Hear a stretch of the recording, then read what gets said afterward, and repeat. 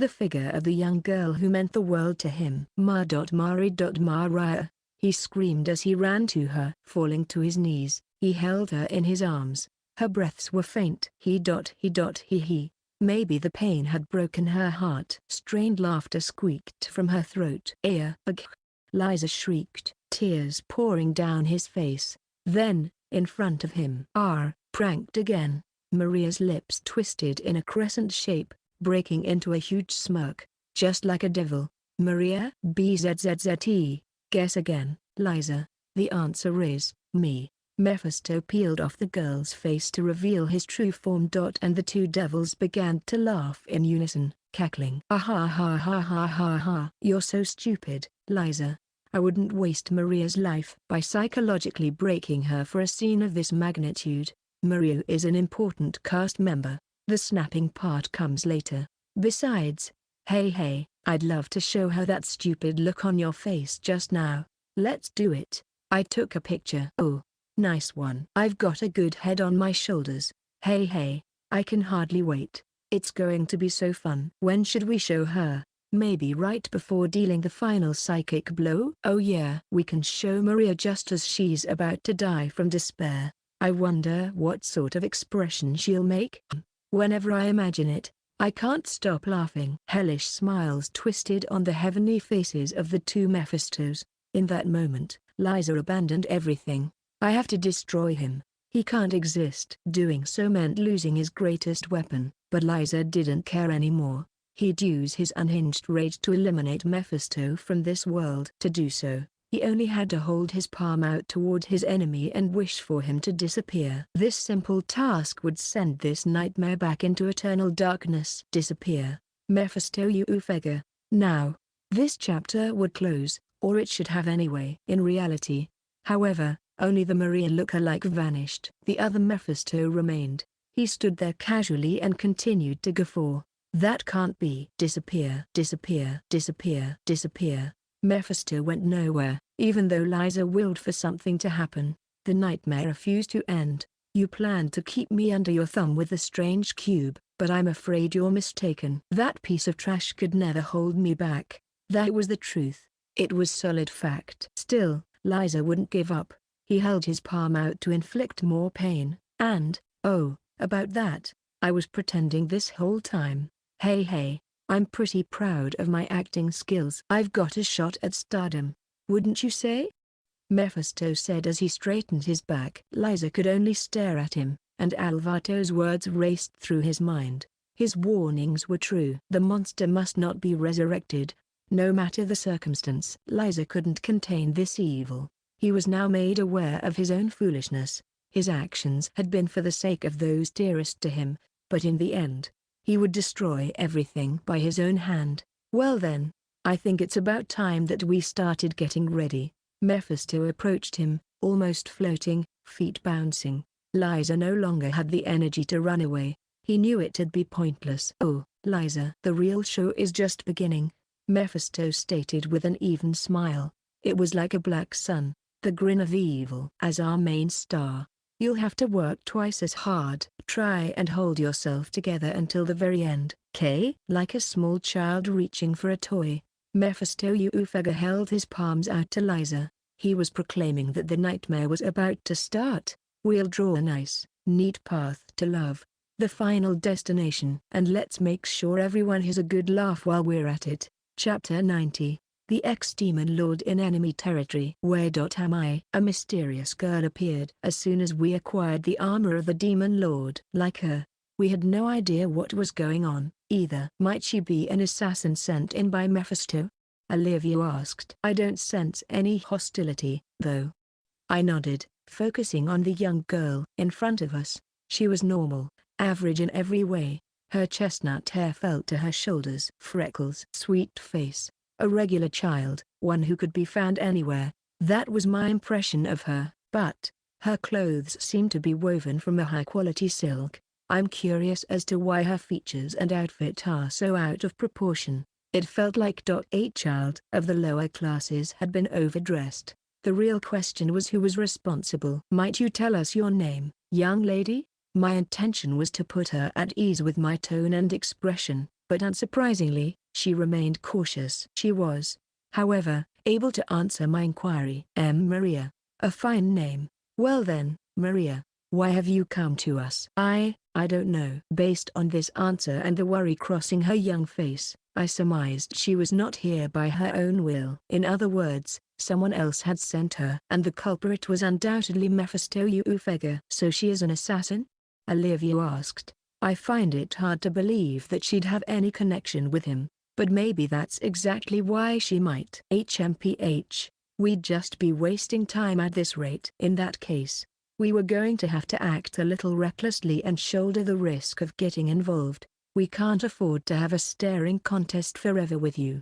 I shall reveal her true nature in a quick and precise manner. You plan on reading the memories in her spirit. That's risky. What are you gonna do if it's a trap? Your heart could break if you're not careful. I cannot say that there's no chance of that, but I don't believe that trickster would do such a thing. It should be no problem. Mephisto was a moral failure, but there was regulation and consistency to his madness.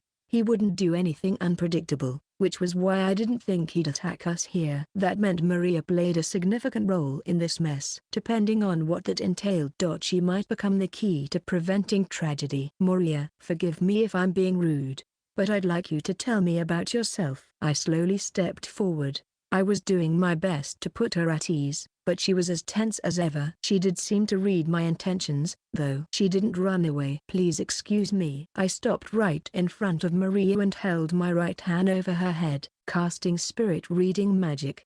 An instant later, all the information from her astral body flowed into my mind. Death, separation, anxiety, fear, orphanage, friends, family, adult caretakers, Lizabelle Phoenix, hope, relief, envy, adoration, happiness, love, Lizabelle Phoenix, death, agony, fear, separation, Lizabelle Phoenix, reunion, relief, love, Lizabelle Phoenix, confusion, distress, anxiety, obscurity, love, Lizabelle Phoenix, Lizabelle Phoenix, Lizabelle Phoenix. I see what's going on. I understood everything.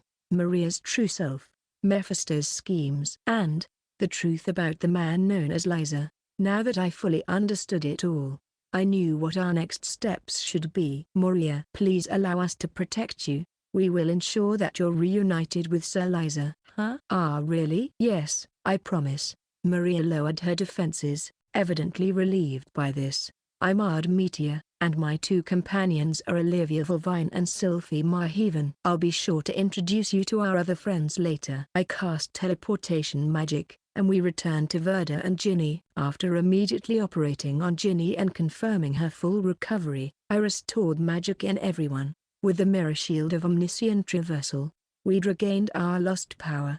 Our preparations are complete. Now all we must do is head to Megatholium. However, this was Mephisto's handiwork. He had cast a jamming technique over a wide range with Megatholium at the center. Because of that, we couldn't teleport and had to go on foot. It would be a long trek. Our teleportation magic wasn't the only thing that had been interrupted. We also couldn't use any spells that would make the journey more pleasant. So we had to secure food, bedding, and whatever else all on our own. We made the most of our survival skills while dealing with these added inconveniences. We somehow pressed forward while working with nature. We were currently sitting around a campfire under the night sky in the middle of an open field. The flickering flames illuminated the darkness. Guys, the stew is ready. We smiled at the sound of Maria's cheerful voice. Took you long enough. We were waiting. Indeed. Despite the limited access to ingredients, Maria's stew was top-notch. Her days at the orphanage must have taught her a few things. She was an expert at creating exquisite flavors from even the humblest of ingredients. Ah, that hit the spot. Strange, to think random ingredients could taste so delicious. Ginny agreed. You can have my meat.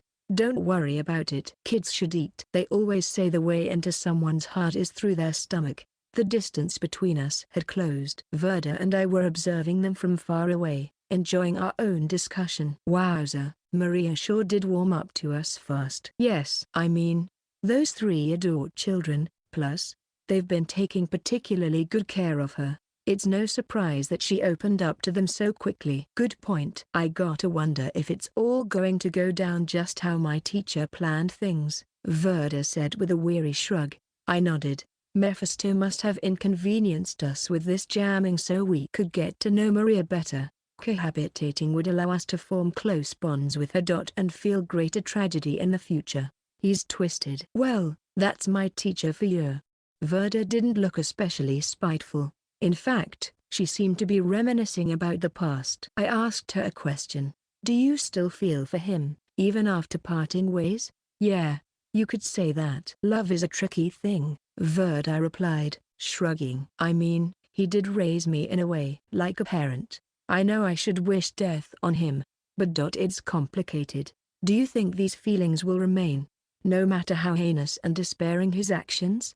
Verda nodded, and I returned the gesture before looking at Maria. Once it hits you, it never goes away, I said. Love is a curse in that way. That's also why it even casts off the devil's chains, right? Yes, we'll fail otherwise. Mephisto Ufega said the theme of this trial is love. If the concept of affection bended to his will, we would have no chance of victory. However, I looked at Maria smiling with everyone. I have faith. I believe her love can exceed even a monster's expectations. Me too.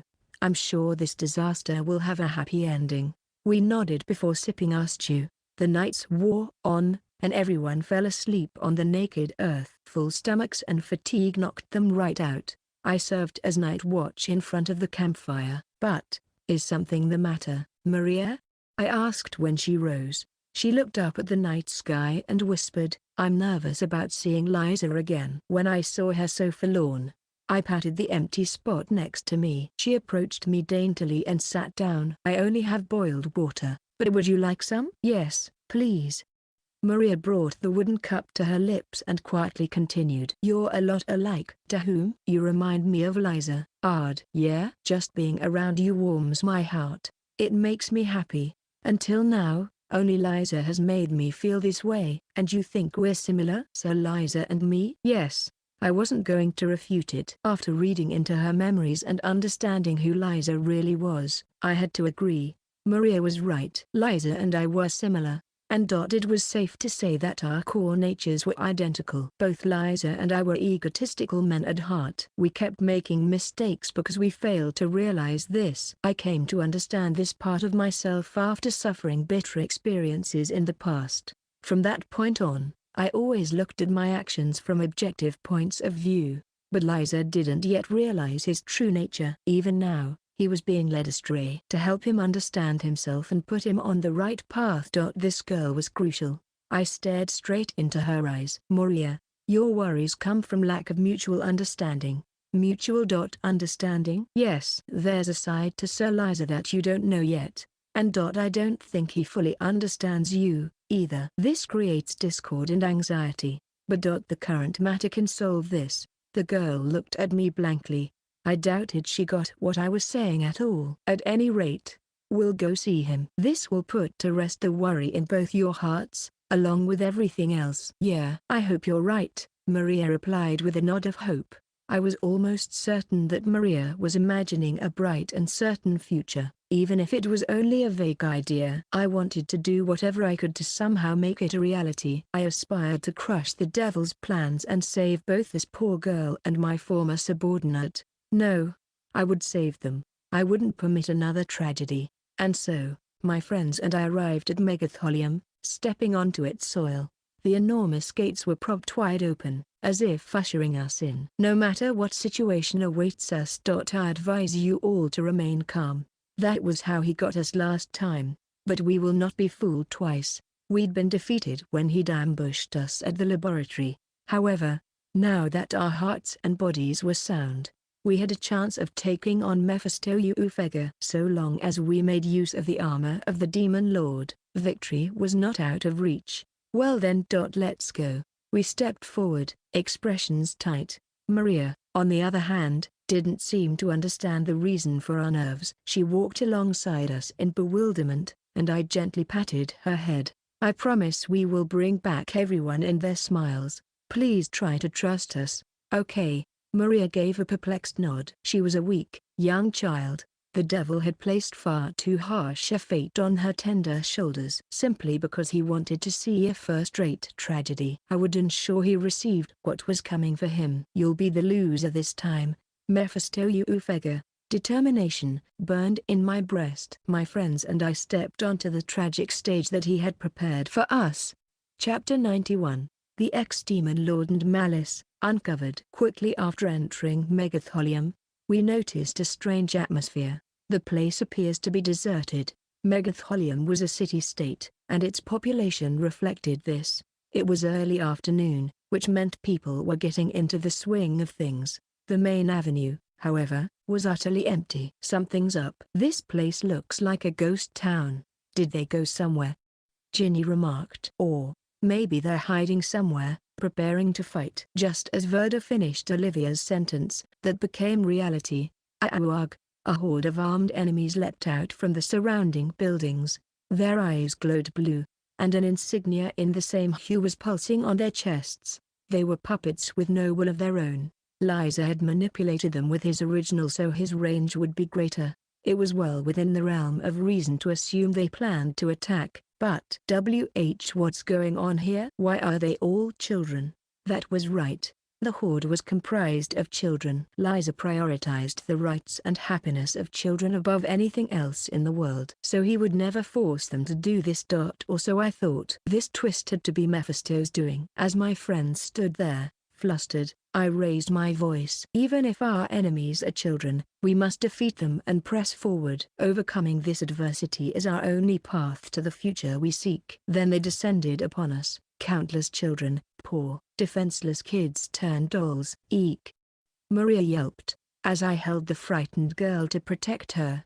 I spoke gently. Do not fear. No harm shall befall you. No sooner had I declared this than I cast the defense spell Mega Wall. A moment later, we were covered by a protective half-dome shield. Leave this to me, I said. These children being controlled by Liza's strange abilities were difficult to deal with. It wasn't just their sheer power, it was the fact that they could strip you of your free will with a single touch. If that happened, we would start taking down our own allies or, in a worst-case scenario, kill one another off entirely. However, I will not allow you to lay a single finger on me.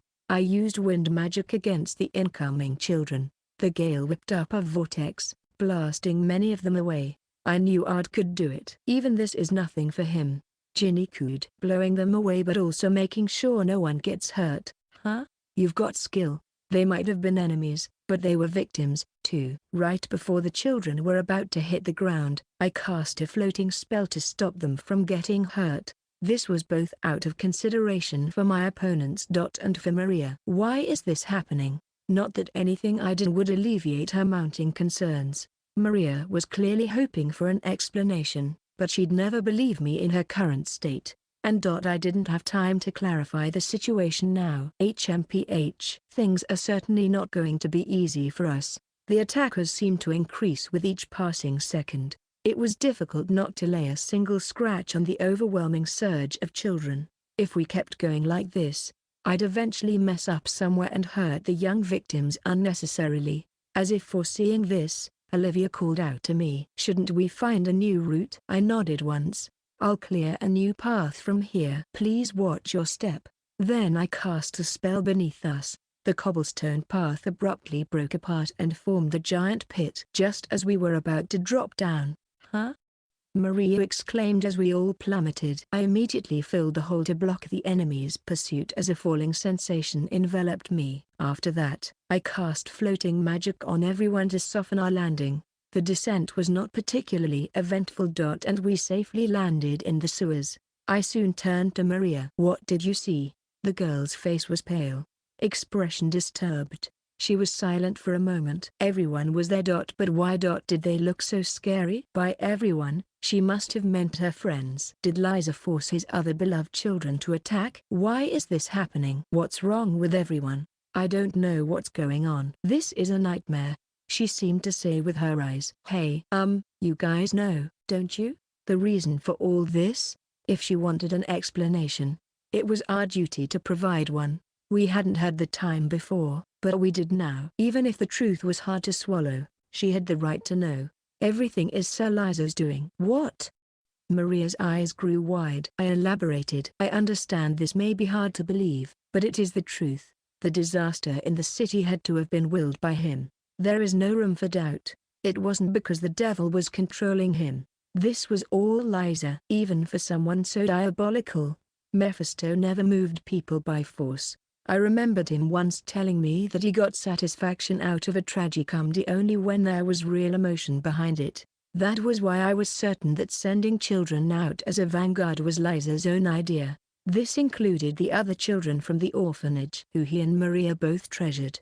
I guess that, in the end, no one mattered to him except her, but Maria herself had a hard time accepting this. That's not true. He would never. To Maria, Liza was an honest soul, like the champions in fairy tales. She wouldn't believe he was responsible for the mess in the city just because I told her this was the case. This was why this girl would soon experience terrible suffering. Her future pained me.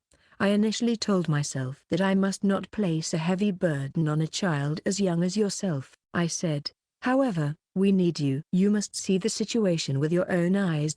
And make a decision. Would she follow alongside us or not? We were at a crossroads.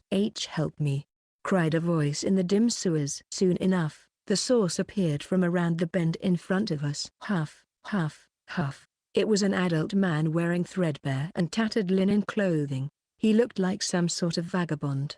He came racing toward us. His face was marked with sheer terror, and he ran as if he was being chased by a monster. Sorry, not as if he was being chased. He is, I corrected quietly. Moments later, something else came rushing around the corner. A giant slug monster that crawled along the wall as it chased its prey. It was much faster than its fleshy appearance suggested. Eek. The man couldn't hope to defeat this creature, but it was like a pest to us. Flare. I cast out a fireball, careful to avoid the man. The fiery attack hit it dead on, and the massive slug was incinerated. What? He glanced behind him and gave a cry of shock as he watched the creature die. I approached the man. Might I ask why you're in the sewer, huh? His expression all but asked aloud, what are you talking about? Why? This is where all the adults end up. Even you. That's where he paused. He spotted Maria and lifted one eyebrow. What's a kid doing here? I want to hear more about the situation. The man told us everything he knew. It was Liza's madness and malice. Once a citizen passes a certain age, they're thrown into the sewers. No exceptions. Then they're forced to live in this monster-infested hell until the day they die. Who would do such an awful thing? Maria asked. The man frowned and glared at the child, his eyes rich with envy, jealousy, and hatred. It was not the look you'd normally give a kid. Growing fearful, Maria hid behind me. The man clicked his tongue before answering. The king. This was all his idea. Maria froze. What? Liza did this? Yeah, that's right. His curt reply was coated with loathing. The sheer intensity of his emotions served as proof enough. His cynicism was evidence of Liza's inhumane deeds, but Maria refused to believe it. Liza would never. The man clicked his tongue again. Anyway, thanks for helping me. With that, he left. Still ticked off by Maria. Olivia spoke quietly as we watched him go. So the kids live comfortably above ground while the adults are forced to spend the rest of their lives here. Well, that does sound like him, Verda commented. To Liza, adults were the embodiment of evil. They were the ones who had taken everything from him, hence why he hated them. He brutalized them without a single thought of their humanity. He desperately hid this side of himself from Maria. It was proof of his own corruption. Liza, but why? Maria was shocked by the inconceivable truth. But her faith in him was cracking. Liza had been Maria's savior. To her, he was the holiest of saints. And now, that image was falling apart. This is all a lie. She closed her eyes and covered her ears to escape this reality, but it crept between her fingers. As we passed through the sewers, we rescued several more people. They thanked us with tears in their eyes. Then, if I ever get out of here, I'm going to kill that king.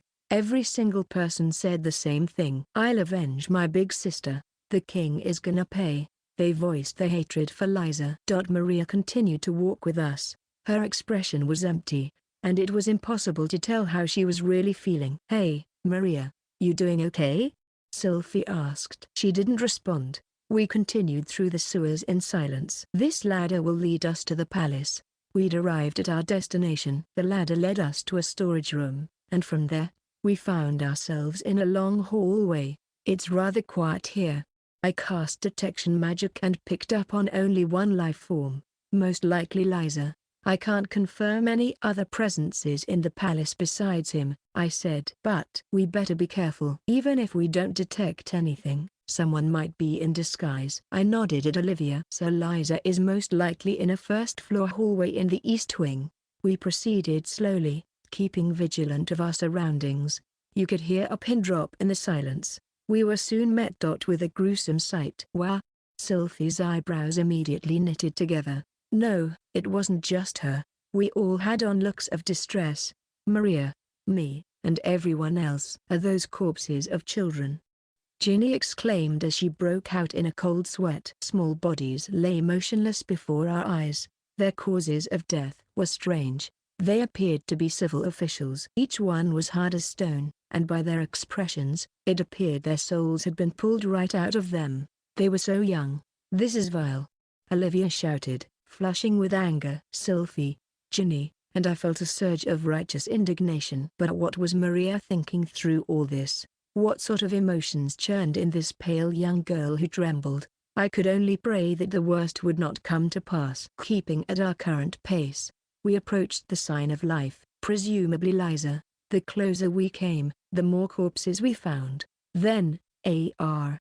cried a young boy. In the middle of the long hallway was an old man squeezing the child's head with both hands. "No, this isn't it, either." At that moment a pure white aura was sucked out of the boy's mouth and absorbed into Liza's body. The boy became a corpse like all the others. And he was thrown against the wall. "Lee. Sir?" Maria's voice echoed through the hallway. "Oh?" He reacted quickly, spinning around to face us. Sure enough, this man, Liza Bell Phoenix, had turned into a monster. Chapter 92, The Ex-Demon Lord and the Whereabouts of Love. He looked like a ghost. Liza's cheeks were sunken in, and his eyes glowed in their deep sockets. His hair was falling out in patches. Drool spilled from the corner of his mouth. He was senile, it seemed. Gone was the shadow of the veteran hardened by war. All that was left was a pathetic old man consumed by madness. Mari Mara. The corners of his mouth curled. Saliva oozed from between his lips. Liza slowly staggered toward us. "Keke. Hey hey hey, ha ha."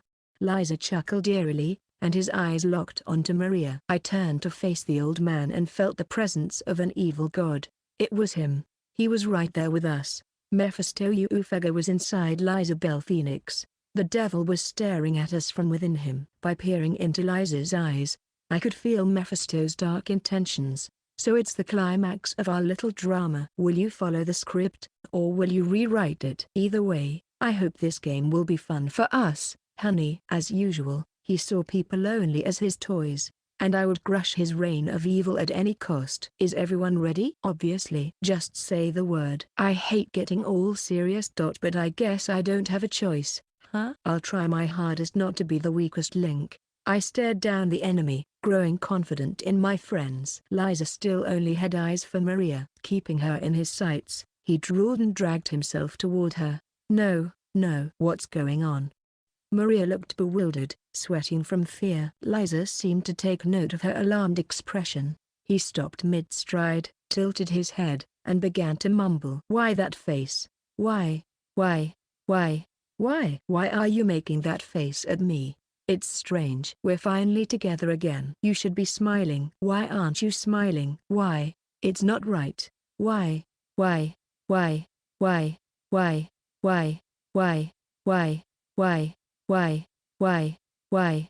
Why? Liza's eyes rolled around in his sockets, and he pulled his hair. Maria recoiled at his behavior. Please don't worry. We will protect you. I stepped forward to defend her. Then, I see. It's you. It's your fault, isn't it? Yes, I'm positive. You are cuck. Liza grabbed his head and began to moan. What did you do to Mara? Rage and bloodlust burned in his eyes. He lurched forward. Liza was impossibly fast. The sallow man moved like a wild animal. Prepare for battle, I shouted as he launched his assault. Liza closed in and swept his right arm sideways. He was aiming for my head. His speed was overwhelming. I couldn't dodge. Thus, the only option was to defend. I cast wall, and I received a direct hit. A second later, Liza's right arm slammed into my protective film and pulverized it. The impact carried through and went straight for my head. Did I underestimate his strength? I jumped to the side, and seconds later, Liza's arm struck the side of my temporal lobe. The impact rattled my body, and in the blink of an eye, I felt like I was floating, flying like a piece of scrap paper in the wind, before breaking through a wall and leaving the palace altogether. I crashed into the courtyard and rolled along the ground for a while. I had jumped to the side prior to the impact, so the damage was minimal. Still, I could tell I had a mild concussion, and my vision was unfocused. I needed to take a few deep breaths and calm down. Apparently, I wouldn't even be allowed a single breath. The crazy old man came charging after me via the tunnel carved by my body. You never let up, do you? When the fuzzy form of the enemy took shape in my blurred vision, I launched a counterattack, a barrage of elemental magic, 27 circles around me, 57 more to encompass Liza. I cast a total of 84 spells, calling up a maelstrom of destruction. Fire, wind, earth, water, lightning. The flurry of 5 major elements covered a wide range, including the courtyard, which was reduced to an empty plot. The scene looked like a battlefield, but even after taking a blow that would drive back the largest of armies, Liza pressed onward. There wasn't a scratch on him. His white priest robes weren't even singed. However, I had bought myself some time. I'll crush you.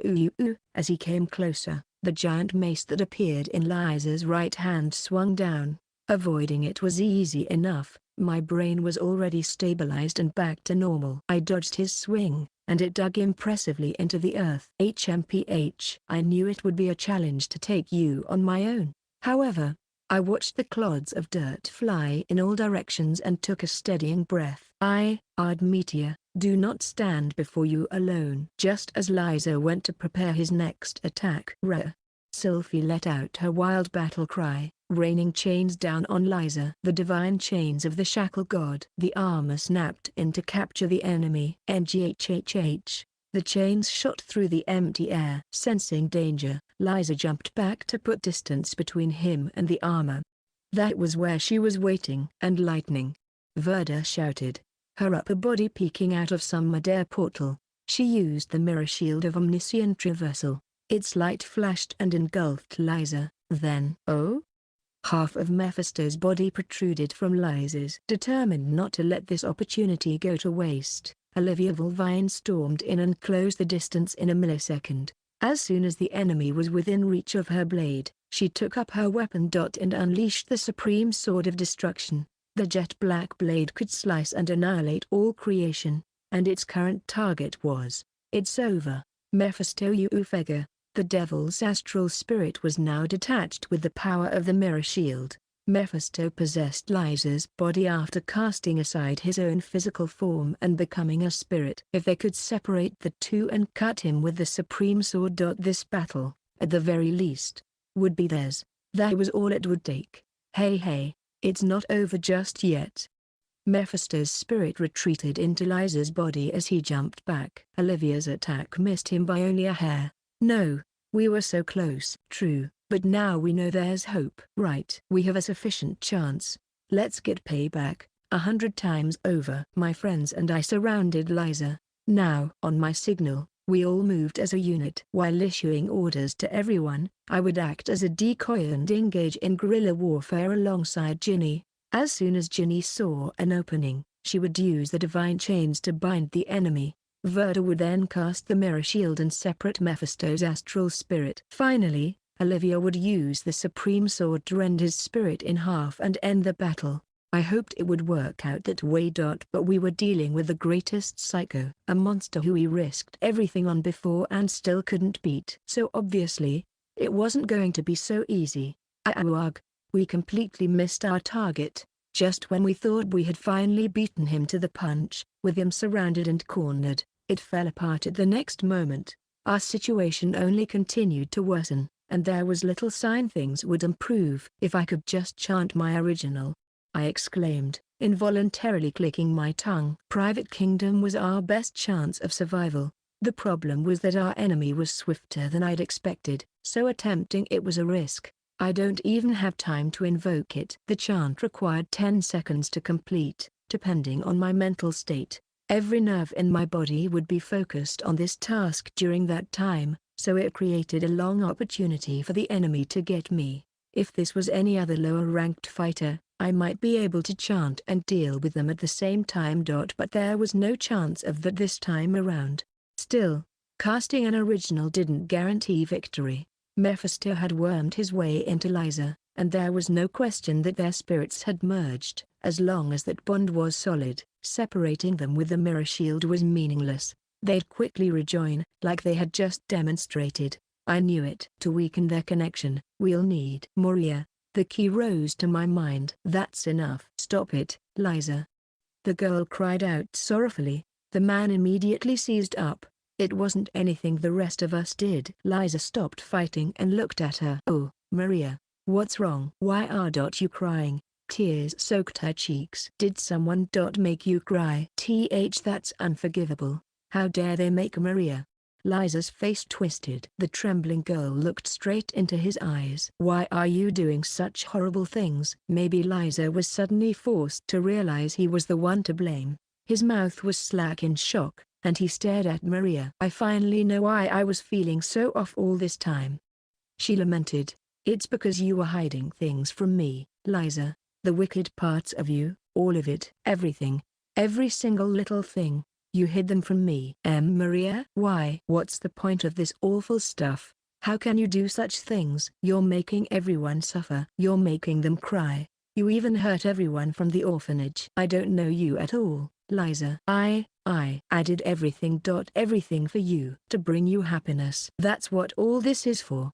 Liza said, breaking out in greasy perspiration. Like a sinner pleading his innocence. Why you were happy, weren't you? I resurrected your friends. I made you into a saint. I made your ideal world. I did as you wished. And yet you look at me like this. Maria's eyes were a muddled dark gray as she stared at Liza. What emotions were roiling inside her heart? It was at least safe to say there was nothing positive in there for Liza or us. Yeah, I'm the bad one.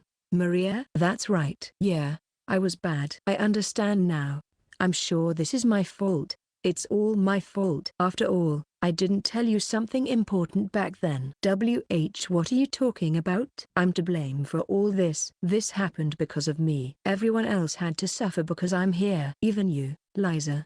I should have never been born. Don't say that. It's not true. Liza's eyes shot open as he approached Maria. She held both arms out. Stay away. She shrieked tearily. Everything is my fault. I'm to blame. But I still can't forgive you, Liza. She choked on her sobs. I liked you. I loved you. That's why. I'll never forgive you. I'll never forgive you for hurting everyone, Liza. Maria gritted her teeth and glared at the old man across from her. I hate you, Liza. Fatal words. It was more than enough to break Liza's heart. You are. He gripped his head and wailed in frenzied agony. It was the sound of his soul cracking. Ga. Just then, Liza's whole body floated into the air and up toward the sky. This was bad. Sensing danger, I instinctively called out, please come here. As unsettled as she was, there was no way Maria could move herself. Upon reaching the same conclusion, everyone raced over to her. Just as we all clustered together. Liza screamed up in the sky, and something strange began to happen to his body. A dark aura swallowed him, and then, the energy swelled, it bubbled and fumed, the black silhouette grew, it expanded to the size of a small mountain, then stopped. What's going on? Well, I can't imagine it bodes well for us. As if to confirm this theory, the aura dissipated, revealing a grotesque titan with a towering body. Its statuesque figure was a monotone gray and reminiscent of a soldier's naked, chiseled form. It glowed like a burning ember from head to toe. 6 arms sprouted behind it, and each gripped either a sword or spear. 2 arms growing from its shoulders were immobile and clasped together in prayer in front of its chest. There were 4 faces around its head, each revealing individual expressions of agony, sorrow, dejection, and rage. Jaya haya haya haya haya. Someone's wearing their birthday suit. You're buck naked, Liza. This isn't a time to be laughing. Uh-oh, this doesn't look good. Ard, danger. My heart pounded. Giga wall. I cast a defensive spell without a second thought. It was the best my current form allowed. Multiple layers of Giga wall manifested above our heads to create a thick barrier. Then, come, destruction. The ghastly titan spoke in a penetrating, cold voice. Then, it emitted light beams from the 6 weapons in its 6 arms. It was an indiscriminate attack. The blazing heat that the behemoth fired upon the earth destroyed everything in sight. The palace was obliterated in an instant, leaving not even rubble behind. The capital itself turned into a devastated wasteland. Amid the vortex of chaos, we were the only ones who remained untouched. Nevertheless, it was a close call. Geez, that was reckless. I had created the toughest shield possible with layers numbering in the hundreds of millions. Yet, even that would have been pierced through if I didn't constantly repair it. This ridiculously catastrophic power was already fearsome enough, but hey, the mountains. The mountains are disappearing. Sylphie exclaimed. The peaks and hills towering in the far-off distance were vanishing before our very eyes.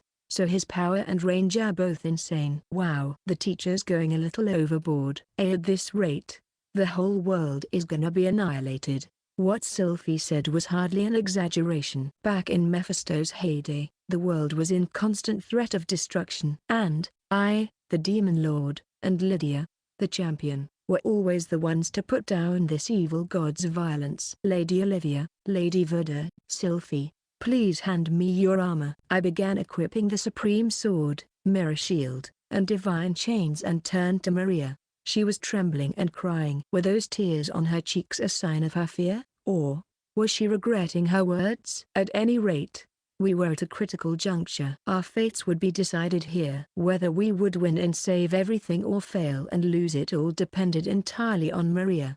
I'm about to head into almost certain death. I hope to save everyone and bring back stability, I stated, staring at the young girl before raising a certain issue. Should Sir Liza be included among the rescued? What do you think, Maria, huh?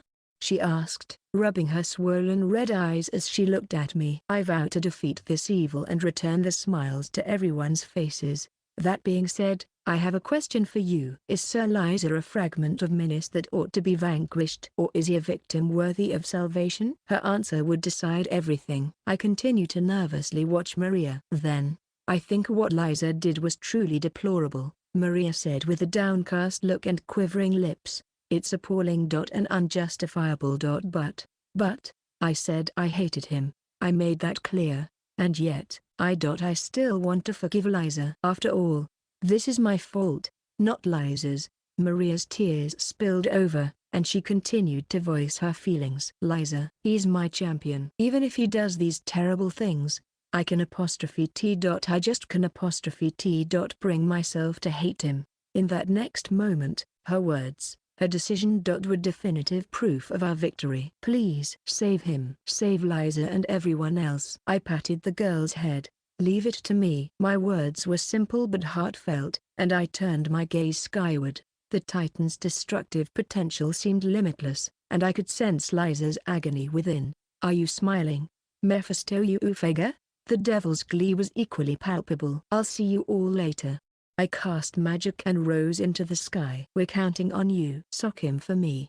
May you be victorious. Make it quick, you know, like you always do. The voices of my friends gave me an extra boost from behind. As soon as I left the protective membrane, a deluge of light beams came crashing down on me. I evaded them at the last second and glared at the Goliath. Ah, I knew it. You are smiling, Mephisto Ufega. I soared fearlessly upward to the monster in the sky, and rays of heat formed clusters to shoot me down. Each one was bursting with his malevolence. It's useless. Your fate is sealed. There's no happy ending. Nothing you do will rescue Liza. You can't save anyone. No, you're wrong. Nothing has been decided. This is far from over, but if you still think it's funny, I'll wipe that damn grin right off your face. I gave my enemy a cutting look. Then invoked my chant. All roads lead to despair. That is the way of life for a pitiful man. I thought about him as I readied my greatest asset, Liza Bell Phoenix. In complete solitude is he. For there are those who follow his lead, but none to rule together with him. He was a man who rose to prominence in my army and quickly became a heavenly king. I distinctly remembered his first audience with me. The eyes of that man who tepidly swore loyalty to me were cold as ice and, more than anything, brimming with grief. There is not one who understands or are eager to leave his side. I couldn't figure out why at the time, but I simply labeled Liza as odd and made no attempt to comprehend his true nature. This was even truer once he became my enemy. But after peering into Maria's memories, I came to understand this man. I grasped the root of his sorrow, which was why I could no longer see him as my enemy, cast away by his one and only friend. He sinks into a sea of madness and isolation. Liza and I were alike, just as Maria said. We were born from nothingness, lived in solitude, finally found an end to our misery, whereby we lost everything. We were one and the same, completely consumed by thoughts of those who have departed and only able to look backward, living much like emotionless dolls as we made the same mistakes. Rest without peace, drown in anguish and despair. Back then, there was no one who could stand in my way. I wished for failure. I begged for someone to stop me, yet no one did. That's why I'll be that person for you, Liza Bell Phoenix, that which guides this tale. I'll be your salvation. You can still go back to Maria, to those you love. Liza Bell Phoenix, I won't let you repeat my mistakes. I won't let you suffer the same fate. That's why I'll unleash my power. Private Kingdom, The Story of a Lonely King, Chapter 93, The Ex-Demon Lord and Where Love Leads. It is far better to die never gaining what you wished for. Up in the blue sky, the deformed monster looked down at the world below as it unleashed its wrath. Its savagery was its lamentations made material. There was rage, dejection, sorrow, agony. Something that had filled the void within him had been lost for good, which was why Liza Bell Phoenix was afflicted by such grief. By having it once, he had discovered what it felt to be content. Losing it had taught him the pain of deficiency. It was for this reason he told himself that he never wanted to lose it again. But not much you can do, honestly. Feelings are doomed to fade over time. The devil's voice echoed in his mind. It felt extremely unpleasant at first, but he'd grown used to it. In fact, he now found it comforting. Do you know what humanity's favorite words are? Love and hate. Both are intense, difficult to suppress. And guaranteed to disappear someday. When you kill someone, they can't keep screaming forever. When you love someone, you can't keep whispering sweet nothings to them for the rest of time. Either emotion can vanish at the slightest provocation. And open a hole in your heart. The pain of losing love is especially harsh. It makes you want to curse the God who invented such an emotion in the first place. There was a ring of authenticity in the devil's voice. That mad creature must have experienced love and lost it as well. Just like him. It hurts, doesn't it? You're sad, aren't you? It's such a letdown, and more than anything else, irritating. This world is all wrong. Liza, you have the right to relieve your pain. Go on, destroy everything. That's the only way to heal your heart. Return all to nothing, including your own heart, and then you will be saved, at last. Just as the devil said, Liza sought salvation in nihilism, so he would lay waste to everything, use this omnipotent strength to sow destruction. Come. Come, destruction, come, salvation, come. The 6 arms growing from his back squirmed, and beams of light burned the earth, and in the midst of this, "Stop, Liza!" called out someone in the sky. An instant later, a tangle of chains zipped through the air to restrain the Titan. Sensing his peril, Liza used teleportation to avoid the onslaught. Then he spotted the face of his foe. Meteor. Not Ard the villager. Ard with stage 3 of his brave demon full body transformation. The demon lord reborn. Raven garments draped over his slender shoulders. Glossy silver hair flowed down to his waist. Face like a collection of all things beautiful. In his right hand was a black blade, and divine chain snaked around his arm. In his left was the supreme sword and the mirror shield. When Liza sighted that figure, the beams of light, fired randomly until then, found a target bent on destroying him. The heat rays zoomed straight for his odious enemy. You're virtually the same person. You both felt like your hearts were lacking and desperately struggled to fill the void. But your paths and destinations were polar opposites. He gained all kinds of treasures even after he lost them. He kept finding more. And he's found happiness now. You, on the other hand, you keep losing. You haven't gained anything. Your life is one big failure. Isn't it maddening? Aren't you jealous? It's horrible, isn't it? You want to destroy him, don't you? Ah, I do, I do, I do, I do, I do. I do want to annihilate that privileged man, that detestable existence. I'll shatter every fragment of him. Agony, sorrow, dejection, rage. The 4 expressions were united by one will. I will called murder. In Liza's current state, he had the power to accomplish that. All opponents could be taken down, or so he'd thought. So why was this man still alive? Why couldn't he kill him? Every beam missed its target. His murderous attacks bore no results. Why? The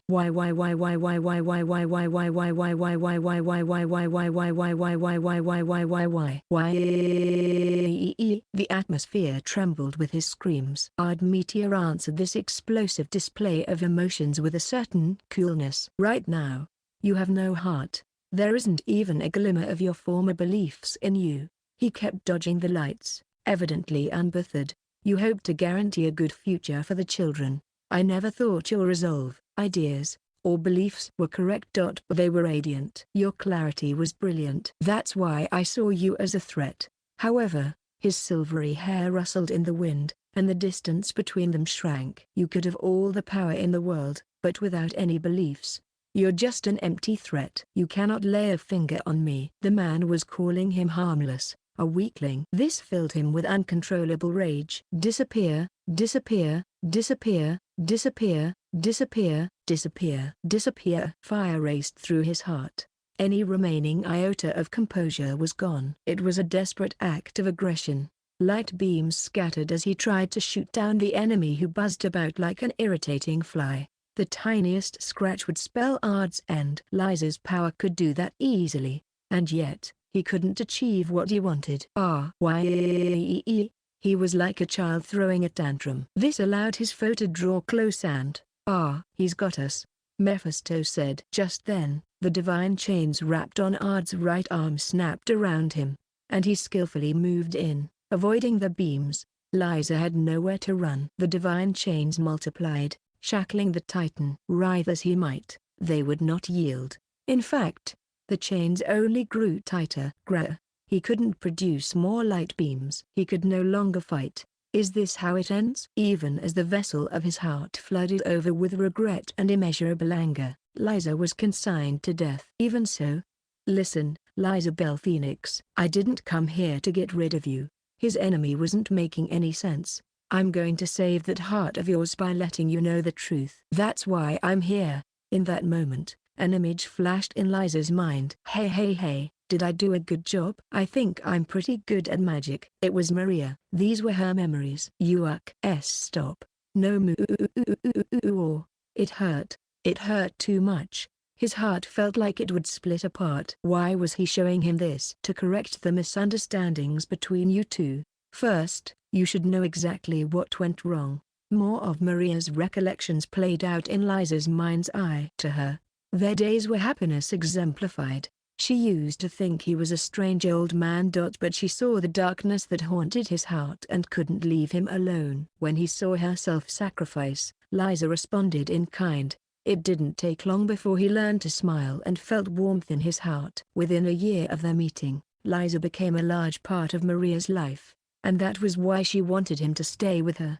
However, because he was so important to her, Maria had told herself that she had to respect his wishes. This was a huge misstep. Her memories from a certain day started to play. Several days before Liza lost everything, he had made a sudden announcement. "I'm considering joining Varvatos's army. Then I can turn this world into a paradise." From Liza's perspective, this would allow him to fulfill Maria's dream.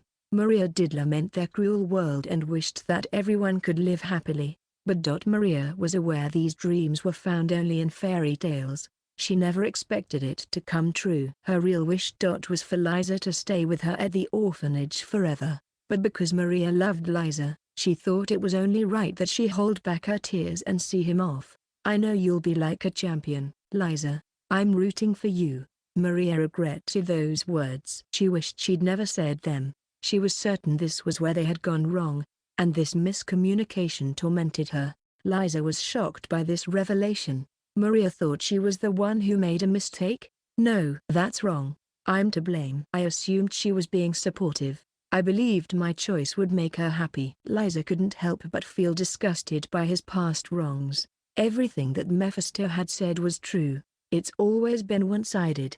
You only care about yourself. And the fact of the matter is that you don't understand her at all. You don't love Maria. You just love loving her. He was right. Liza didn't see Maria for who she was. He knew nothing about her. If only he'd realized her true wish. Then maybe he wouldn't have lost everything.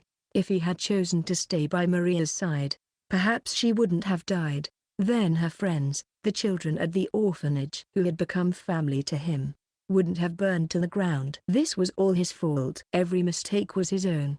There was no way that she could love someone like him. Despite thinking the world of Maria, Liza had misunderstood her, never realizing her true feelings. This was why he had spilled a sea of blood. If no one had expressed any skepticism, he wouldn't have even noticed his own sin. Who could love a man too hideous for words? What I should destroy? It isn't the world. The real threat is the existence of this stupid old man. The weight of his transgressions weighed heavy on Liza. He realized he would atone in hell, and he was about to take his own life. That's exactly why you're an idiot, Liza Bell Phoenix. Liza was baffled. Wasn't he going to say, "You must realize your crimes and pay the price"? "My aim is to correct this misunderstanding and convey the truth." Open your heart and hear Maria's true feelings. A moment later, the memories and emotions came flowing into him once again. These were from a short while before. She was in tears after rejecting him. Why is he doing such awful things? Why didn't I stop him? Liza wasn't the only one she blamed. This started with my mistake. If I had told the truth and said I wanted him to stay, I'm sure Liza never would have done this. It's all my fault. Maria blamed herself more than anyone else, and her heart had never cast Liza aside. No matter his sins, no matter how deeply he despaired, no matter how much he changed for the worse, Liza is my champion. He was always with me. He gave me strength when I was hurting. He made me laugh when I was sad. He was the first to bring me happiness. That's why I could never hate him. So I'm a fool. I've been wrong about everything. I didn't understand Maria's feelings. I haven't lost her love. There was no void. Now I'm just embarrassed that I couldn't see it sooner. Oh dear. What are you getting so choked up about? It was the devil. This is your only chance. The time is now. I can't say what might happen later. There's no guarantee your love will last after this. In fact, it's doomed to fall apart. After all, no matter how you try, people, I'd meteor cut Mephisto off. You're right. People's hearts are fickle. All emotions disappear at some point. But who cares if love isn't forever? Any nihilist who insists that love has no value because it's fleeting is a fool, he proclaimed, thoroughly crushing the devil's plan to change Liza's heart. Even if a catastrophic future is to follow, the glimmer of love is no less beautiful. Wouldn't you say that love's transience makes it more precious and irreplaceable? Meteor pointed at the monster within the Titan. You excel at reading people's true nature. Your skill in infiltrating Liza's heart and using him for your machinations was impressive. But your words are mere sophistry. Fools are easy to deceive. But know that there are no fools here now. Ard's gaze was elsewhere. He spoke to the second heart within the Titan. Now free of its wicked assassin, the darkness in your heart is gone.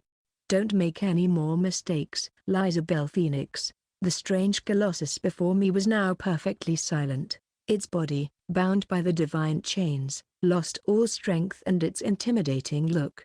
This is the finale, I realized. It's not enough. His voice sounded from the disfigured Leviathan. Mephisto had likely gained full control of its body. The Titan surged with power as he tried to cast off the divine chains. This isn't like you, I said.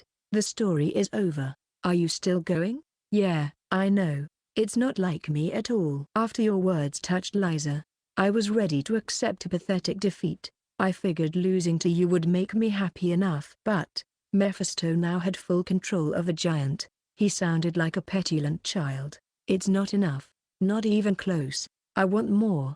I want to have even more fun. I want to play with my beloved honey forever. It sucked to be locked away for thousands of years. The prison was torture, so boring to me. He must have thought to himself that he needed to create more surprises, more pleasure. I shrugged and shot right back at him. I will say one thing. You can't concoct the unexpected on your own. It always comes out of nowhere, just like right now. No sooner had the words left my lips than Mephisto froze. Oh, this is... The devil looked confused and agitated, two emotions that had never crossed his face before. I have done some reflection. Lizabel Phoenix. His drive allowed him to wrest control from the evil god. I have made countless mistakes, but never again. I will not fail twice. Now that Liza's heart was far beyond Mephisto's wicked reach. Do it. Ardemetia. He was free. I readied the mirror shield on my left arm and activated it. Almost instantly, it forcefully ripped apart the evil spirit that clung to Liza's heart. Mephisto Euphega's astral spirit. The Titan's body crumbled into clods of dirt, plunging into the ground. He was right there before my eyes, and I refused to let him get away. I wove between the chunks of raining mud, and flew straight toward my greatest foe. This is a surprise. He looked elated, thrilled, like he was having the time of his life. Mephisto Euphega gave a splendid smile, as bright as any angel's. Then, I thrust my weapon, the supreme sword in my left hand, stabbing my longtime enemy. It's over, I declared in a curt, definitive tone. Anything pierced by the supreme sword was doomed to disappear. There was no escape. I was certain Mephisto was no exception. Sure enough, his body began turning to particles and dissolving from the feet up. He was vanishing forever from this world, and yet the devil was smiling. He placed his pale hand to my cheek. It's not over yet. So long as you're around, I'm immortal. Then, let's play again, honey. I'll pass. I wrenched the blade lodged in Mephisto upward. His body was split in two, dissolving instantly.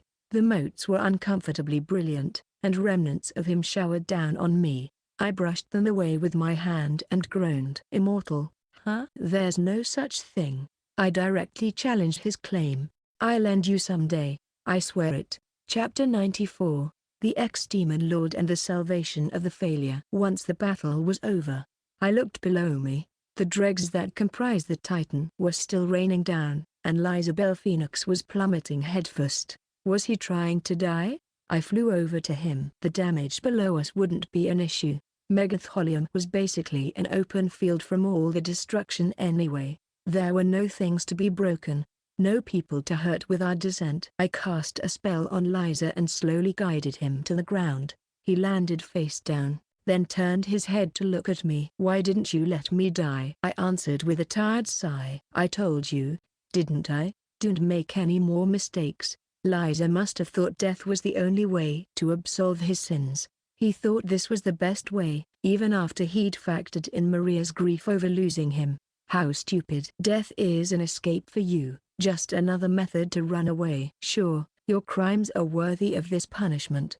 However, you must search for forgiveness anyway. His life would surely be a living hell. He'd wish he was dead, but even so, you must continue to live. You must continue to suffer. That is both our fates. I'd made plenty of my own mistakes. My sins were far greater than Liza's. My heart ached with their presence. When we're met with misfortune, that mental anguish will be twice as painful for us as for others. And even if we are blessed with happiness, The weight of our sins will spiral us into suffering. Such is our punishment. Until the day that death grants us a fitting end, we have to go on. Liza said nothing. There was resignation in his eyes, and he simply stared at the blue sky. At any rate, this matter was settled. All that remained was, if it's the strange cube you're after, I have it in my possession. I heard a familiar voice and looked toward its source. There stood a single beauty. An elegant outfit in crimson tones.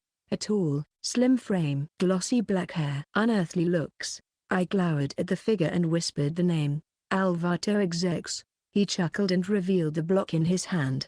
The strange cube. I can hardly bear to tell you this after watching your efforts against my former master. But I will. You might have performed splendidly this time around, but I'm afraid there is no reward prepared.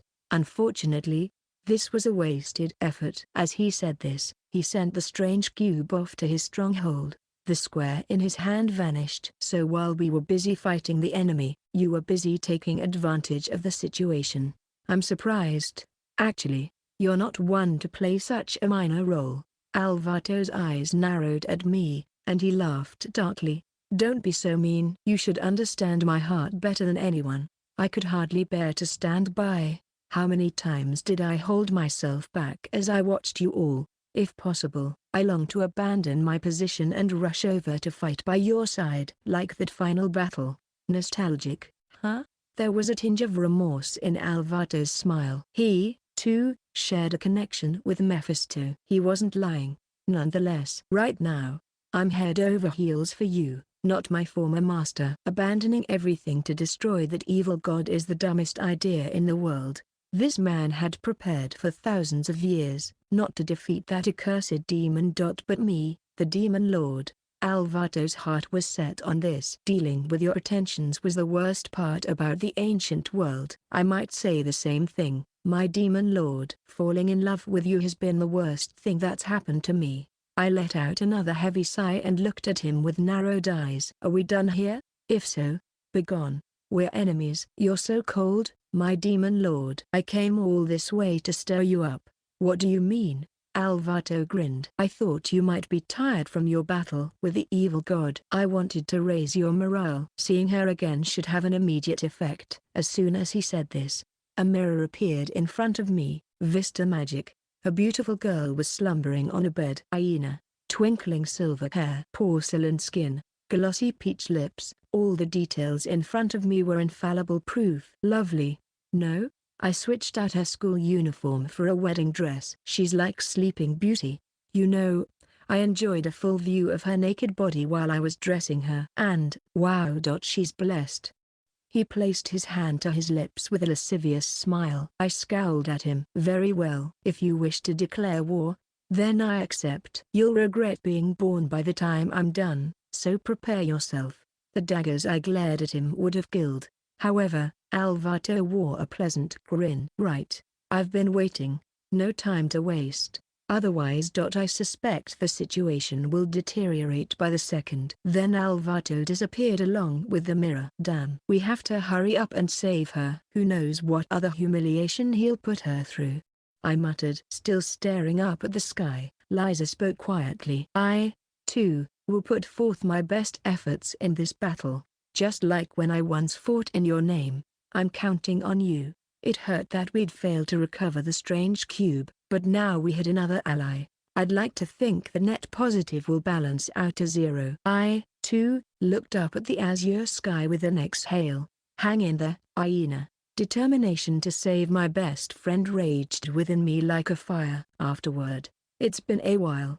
It's me, Myojin Kate. Autumn. Most people would associate the season with the changing of the leaves. But that has no place in the life of a shut-in like me. But I can still feel the seasons transitioning, however. Thanks to the crickets. Ever since I was little, chirping crickets have always reminded me of autumn. There's something distinctly autumnal in Japan about hearing the crickets from a distance. But you know, in moderation. I'm charmed by their little chorus, when at an appropriate range. This year. I think they've spawned some delinquent crickets. Haven't they heard of social distancing? They've set up camp by my outdoor AC unit, which is right next to my bedroom, and continued to chirp day and night. I can't sleep. My brain is dead. I can't get any work done. This isn't cute. It's torture, you little shits. Please forgive my coarse language. In any case, it's no exaggeration to say I'm going insane. You know, crickets gave me my insectophobia when I was a kid, but I guess I can't afford to just sit around and complain. It was time for me to pick up my weapon and fight. Prepared to face my trauma, I readied my pesticide, gave a mighty battle cry, and now I hate autumn. Wow. Winter is the best season for humans. I wish it was winter already. Alright, on to my thanks and apologies. Thank you as always to Sam Zeno for the wonderful illustrations. I thought I might have given you the toughest character design challenge yet, but you blew my expectations out of the water. Leave it to the experts. A heartfelt thank you to both my editors. To my former editor, I appreciate your patience and for never giving up on me. I hope we can meet again sometime. To my new editor, I'm certain I'll be causing you a lot of trouble in the future. I hope you'll forgive me. Finally, to all the readers who picked up this book, I apologize for the delay. I hope you'll continue this journey with me. I pray that all crickets will be wiped off the face of the earth as I pen the next volume. Myojin Kate.